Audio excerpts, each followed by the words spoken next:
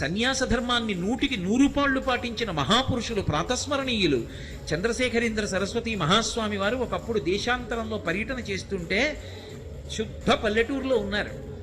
ఆయన పల్లెటూరులో ఒక పాకలో కూర్చుని అనుష్ఠానం చేసుకుంటూ విదేశాల నుంచి వచ్చినటువంటి ఒక వనిత వచ్చి గడపకి అవతల వైపు నిలబడి ఆవిడ ఒక ప్రశ్న వేసింది.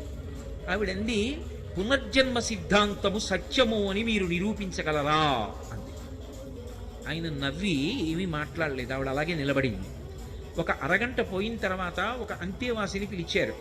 ఇక్కడికి దగ్గరలో ఒక ప్రసూతి కేంద్రం ఉంది, ఈవిడిని ఇవాళ అంతా వెళ్ళి అక్కడ కూర్చోమ్మనండి, రేపు ఉదయం 10 గంటలకి నా దగ్గరికి రమ్మనండి, ఎక్కడెక్కడ ఎవరికి ఏ పిల్లలు పుట్టారో వ్రాసుకుని రమ్మనండి అన్నారు. ఆవిడికి అర్థం కాలేదు. నేను అడిగిన ప్రశ్న ఏమిటి, ప్రసూతి కేంద్రం ఏమిటి. ఆవిడ వెళ్ళి కూర్చుంది.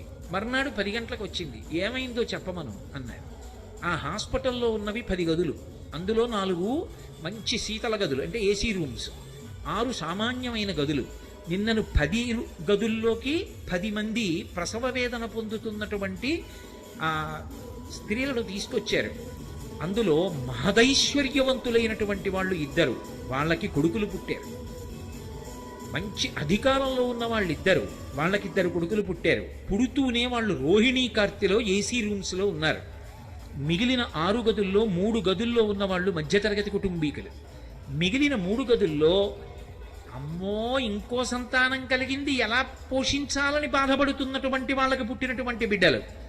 ఇంకొక ఆవిడికి గదిలోకి వెళ్ళడానికి గదికి కూడా సొమ్ము చెల్లించలేనిది పరమ నిర్భాగ్యురాలు. ఆవిడ్ని తీసుకొచ్చి అక్కడే గది లేదు కాబట్టి చాప మీద పడుకోబెట్టి పురుడు పోశారు. ఆవిడికి పథ్యం పెట్టడానికి ఏమీ లేదు. ఆ చుట్టుపక్కల ఉన్న వాళ్ళే డబ్బులు వేసుకుని తీసుకొచ్చి ఏదో రొట్టె ముక్కలవి కొనిపెట్టారు.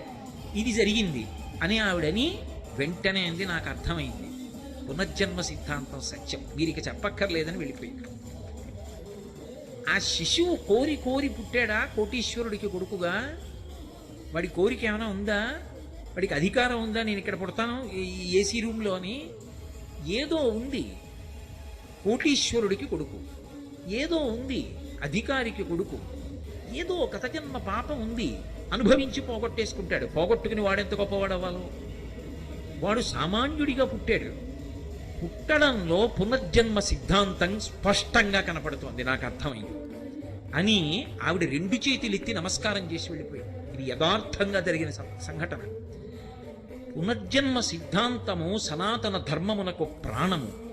శ్రద్ధ అనేటటువంటి 2 అక్షరాలు సనాతన ధర్మానికంతటికీ కూడా పట్టాభిషేకం చేస్తాయి. అసలు ఇన్ని ప్రవచనాలు